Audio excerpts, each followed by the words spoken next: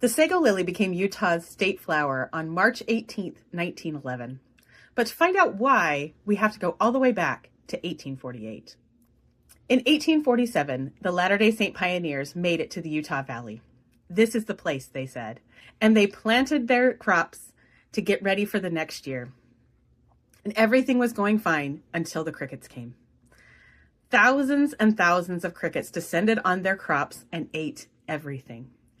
By the spring of 1848, they were starving. They had very little left, there was very little to hunt, and they didn't know if they were going to make it. They were boiling shoe leather to eat.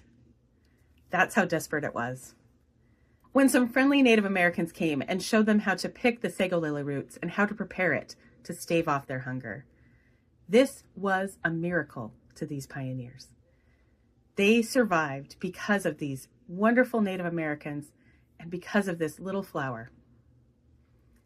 In 1893, before Utah was even a state, the Chicago World's Fair came and asked them what flower would represent their territory.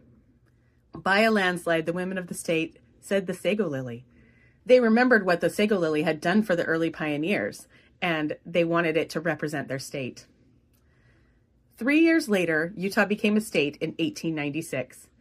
And in 1911, as I said, the Sego lily officially became the Utah state flower, though everyone pretty much treated it as the state flower even before then. So if you're ever in the high desert and you see a little white flower that the Spaniards described as mariposa, as butterflies, take a minute to look at it.